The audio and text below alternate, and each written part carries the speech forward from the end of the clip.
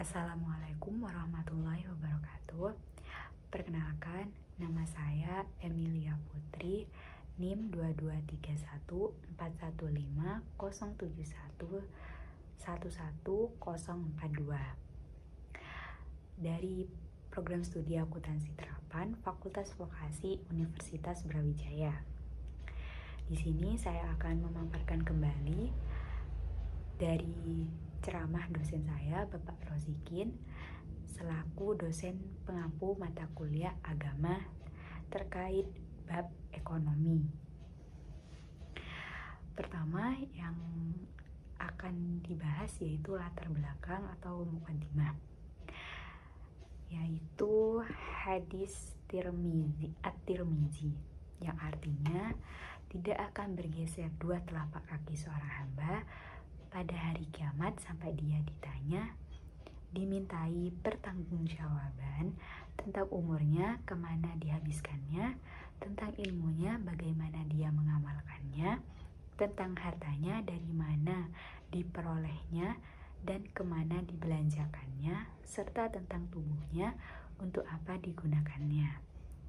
Ada 4 hal yang akan dipertanggungjawabkan di hadapan Allah selama hidup di dunia, yaitu pemberian umurnya, yang kedua ilmunya, yang ketiga hartanya, dan yang keempat tubuhnya.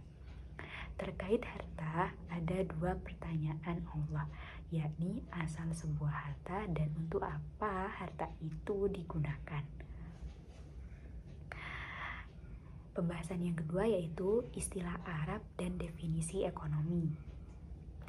Istilah Arab dalam ekonomi adalah iqtisad. Istilah ini berasal dari lafaz Yunani kuno yang bermakna pengaturan urusan rumah, di mana pengaturannya itu melibatkan seluruh anggota keluarga yang mampu untuk memproduksi hal-hal yang berguna serta melakukan aktivitas pelayanan, dan seluruh anggota keluarga berserikat dalam hal menikmati semua yang dihasilkan. Tadbiru umuri daulah, yaitu pengeluaran urusan negara dan aspek keuangannya itu dalam konteks dalam negara, ekonomi di negara. Bermakna tadbiru syu'unil mal, pengurusan urusan harta, yaitu manajemen urusan harta, aktivitas taksir, memperbanyak harta, dan takmilul izat, menjalani produksi harta, dan kaifiat taksiyah, tata cara mendistribusikannya.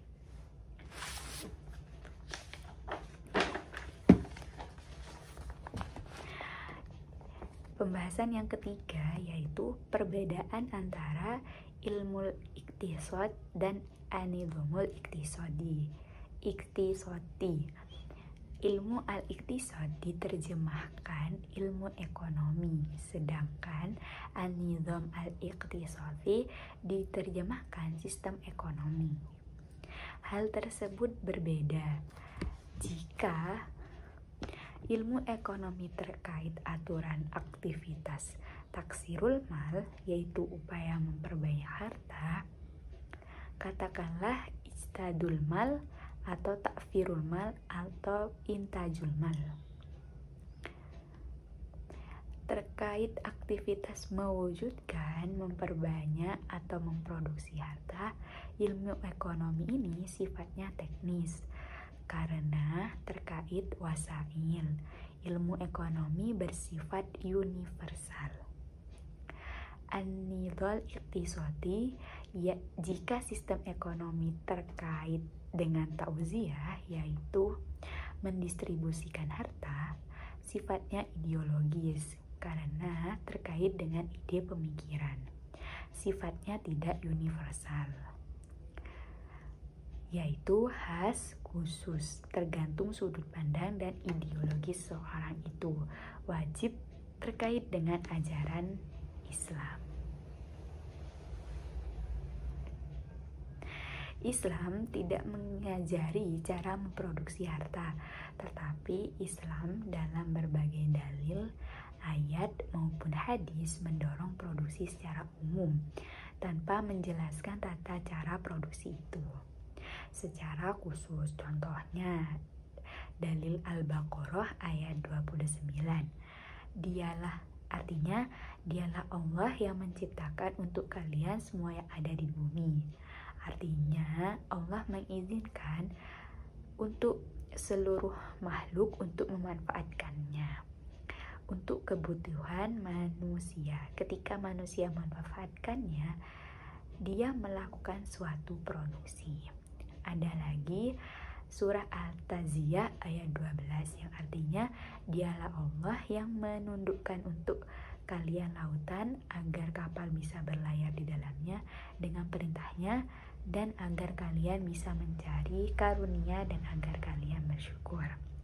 Ada juga surah Al-Jaziyah ayat 13.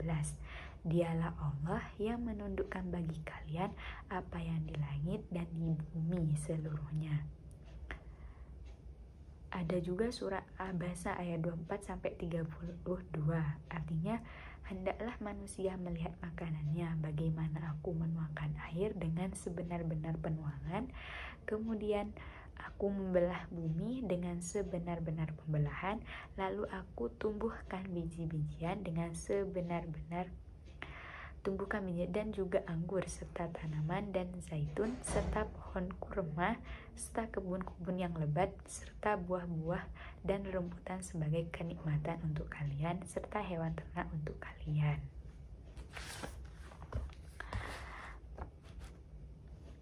Hadis Nabi, ada juga hadis Nabi terkait dengan penyerbukan kurma, yaitu Nabi melewati suatu kaum pada saat mereka menyerbuk kurma. Nabi bersabda, seandainya engkau tidak menyerbuknya, maka hasilnya baik.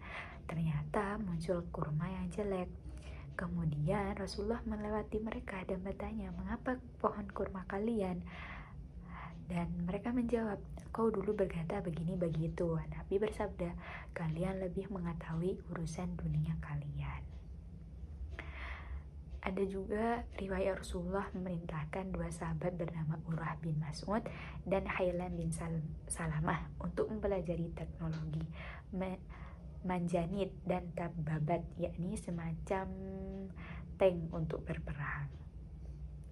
Sangat jelas Islam memberi izin untuk melakukan aktivitas produksi sebanyak-banyaknya dan sebagiannya mendorong kaum muslimin melakukan aktivitas sebanyak-banyaknya dengan mengeksplorasi seluruh sumber daya alam di dunia ini. Ini menunjukkan Islam tidak menghalang-halangi. Islam tidak membatas bagaimana caranya memproduksi, tetapi yang dibahas sistem ekonomi, bagaimana memberikan kesempatan manusia melakukan pemenuhan kebutuhan dengan menggunakan hasil produksi yang diperoleh manusia itu. Yang pembahasan keempat yaitu asas sistem ekonomi dalam Islam. Problem ekonomi berputar pada 3 hal, yakni pembahasan kebutuhan manusia, pembakaran tentang pemenuhan sarana kebutuhan tersebut, dan pemanfaatan terhadap sarana tersebut. Jadi ada hajat, yakni pembahasan kebutuhan manusia, wasail, pembahasan tentang pemenuhan sarana kebutuhan, dan intifa, pemanfaatan terhadap sarana tersebut. Wasail, pemenuhan kebutuhan, itu semua tersedia di alam. Yang menjadi problem kesempatan intifak. Asas sistem ekonomi harus menjelaskan problem intifak yang tercakup pada 3 problem, yaitu 3 problem intifak, yaitu problem milkiyah, kepemilikan, tasyaruf milkiyah, bagaimana mengelola kepemilikan, yang ketiga tauzi'u sarwah, distribusi kekayaan. Milkiyah, kepemilikan. Yang pertama kita bahas milkiyah, kepemilikan. Prinsip umum dalam Islam yaitu seluruh harta milik Allah. An-Nur ayat 33. Allah berfirman, dan berilah mereka dari harta Allah yang diberikan kepada kalian. Ada juga istihlaf, pemberian wewenang oleh Allah kepada manusia untuk memanfaatkan harta tersebut. Manusia dapat mengakui harta tertentu dengan cara yang diizinkan oleh Allah. Dia memilikinya sebagai amanah karena ada peran dari Allah untuk mengelola harta tersebut dengan cara yang diperintahkan oleh Allah. Dalilnya yaitu surat Al-Hadid ayat 7, yaitu dan nafkahkanlah dari harta yang Allah menjadikan kalian wewenang untuk mengelola harta tersebut. Ada juga surat An-Nuh ayat 12, yaitu dialah Allah yang memberi kalian harta, anak-anak, dan menjadikan untuk kalian kebun-kebun serta sungai-sungai untuk kalian. 3 macam konsepsi kepemilikan, yaitu ada milkiyah hardiyah, kepemilikan individu, yang kedua milkiyah amanah, kepemilikan umum, milkiyatul daulah, kepemilikan negara. 5 pintu memperoleh harta yang halal, yaitu ada al-amal, kerja, yang kedua al-irs, pewarisan, yang ketiga al-hajjah ilal mali ajlil hayah, kebutuhan terhadap harta untuk menyambung hidup, yang keempat iqta'ud daulah minawali halil royah, yaitu pemberian negara, yang kelima al-amwal allazi hudul afwad dunal kabilimalin aujuhtin, harta yang diperoleh individu tanpa kompensasi harta lain atau tenaga.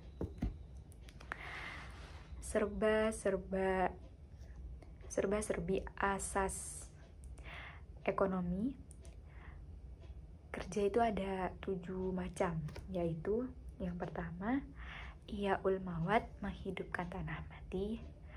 Terdapat hadis riwayat Bukhari dalamnya. Yang kedua istikhraju ma fi batinil ardi aw ma fil hawa, yaitu mengeksplorasi apa yang ada dalam perbumi atau di angkasa. Yang ketiga as-so'id, perburuan. Yang keempat asyamsyurah waddalalah, pemaklaran. Yang kelima mudorobah, jenis persekutuan atau sirkah.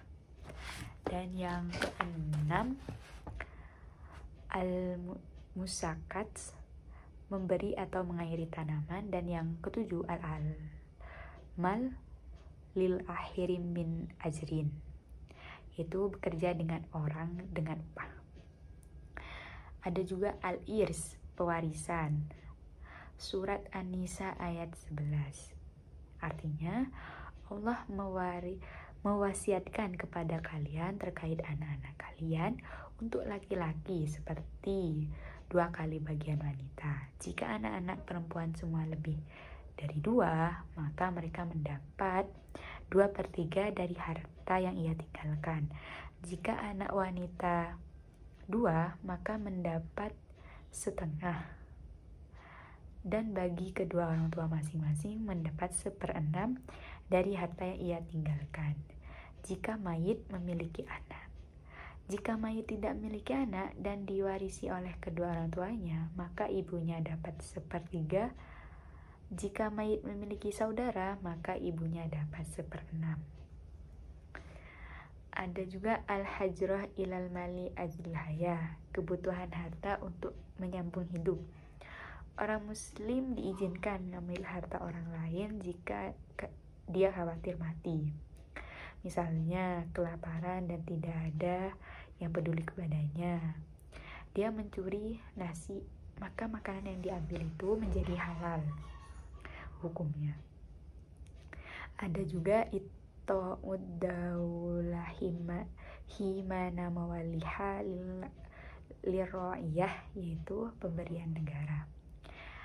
Ada hadis Bukhari yang artinya, aku memindah biji-bijian dari tanahnya Zubair yang diberikan Rasulullah. Aku mengangkat biji-bijian itu ke kepalaku, sementara tanah jauhnya 2/3 kosong. Ada juga alam wal alati yahudolal afrad duna muqabilin malina ujuhtin, yaitu harta yang diambil individu tanpa kompensasi. Ada 5 macam. Yang pertama, silatul afrod bahdulun bahton, pembelian individu satu sama lain. Yang kedua, istihkakun mal iwadon antoririn ilal adrol alladhi layakafhu, yaitu harta yang diperoleh dari kompensasi doror. Jiat atau tebusan. Yang ketiga, istiqokul mahir matawabihi, pemberian mahar. Dan yang keempat, lukotoh, barang temuan. Dan yang kelima, takwidul khalifah, kompensasi khalifah.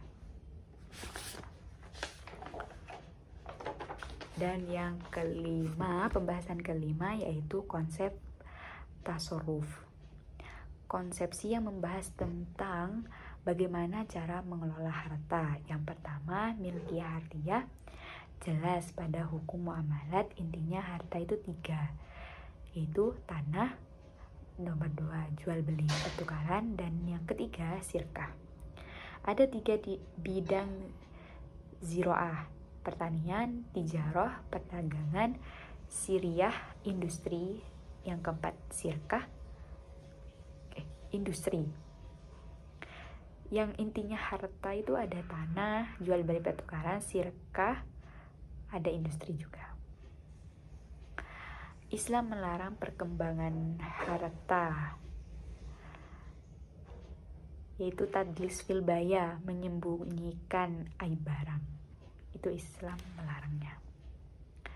Yang kedua ada ihtikar, menimbun, dan yang ketiga tasyair, penetapan harga. Ada juga yang kedua, kepemilikan umum, dikelola negara yang mengatur karena wakil rakyat. Hukumnya juga jelas karena yang mengatur negara. Pembahasan keenam yaitu mendistribusikan harta. 5 sebab kepemilikan secara alami menimbulkan distribusi. Untuk mencegah 5 sebab tadi itu, yang 5 sebab tadi itu yaitu ada kerja, terus al-irs, al-hajatu ilal mali adl-hayah, terus ito'ud daulah minam walihalil liro'iyah.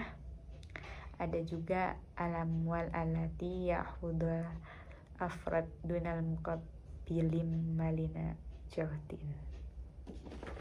Itu sebab-sebab tadi.